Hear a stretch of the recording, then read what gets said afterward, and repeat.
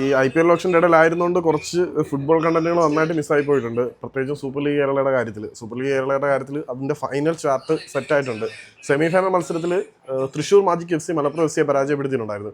1-നെതിരെ 3 ഗോളുകൾക്കായിരുന്നു Thrissur Magic FC Malappuram FC പരാജയപ്പെടുത്തിയത്. ഈ ഒരു സീസണിൽ ഇതുവരെ ഗോളുകളൊന്നും നേടാത്തതിൻ്റെ പേരിൽ സൂപ്പർ ലീഗ് കേരളയിൽ തൃശ്ശൂർ മാജിക്കിൻ്റെ എതിരാളികൾ ഏറ്റവും കൂടുതൽ ആക്ഷേപിച്ചുകൊണ്ടിരുന്ന താരമായിരുന്നു മാർക്കസ് ജോസഫ് എന്ന് പറയുന്ന ട്രിനിഡാഡ് ആൻഡ് ടുബാഗോയിൽ വന്ന രാജ്യം. ഈ കരീബിയൻ രാജ്യത്ത് നിന്ന് വന്ന താരം ഏതായാലും നിർണായക മത്സരത്തിൽ തൃശ്ശൂർ മാജിക്കിന് വേണ്ടി ഗോൾ വല കുലുക്കി തുടങ്ങി എന്ന് പറയണം. കൊമ്പന്മാരുടെ ഇന്ദ്രജാലം കൊണ്ട് മലബാറിലെ പോരാളികൾ 3 ഗോളിന്റെ പ്രഹരത്തിൽ അടിതെറ്റി വീഴുന്ന കാഴ്ചയാണ് നമ്മൾ കണ്ടത്.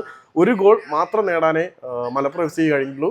കഴിഞ്ഞ സീസണിലും വളരെ വലിയ തയ്യാറെടുപ്പുകളും കുട്ടിഘോഷങ്ങളും ഒക്കെ നടത്തി വന്ന മലപ്പുറം FC ഫൈനലിലേക്ക് എത്താൻ കഴിഞ്ഞില്ല. ഈ സീസണിലും വിധി മറിച്ചൊന്നും ആയിരുന്നില്ല.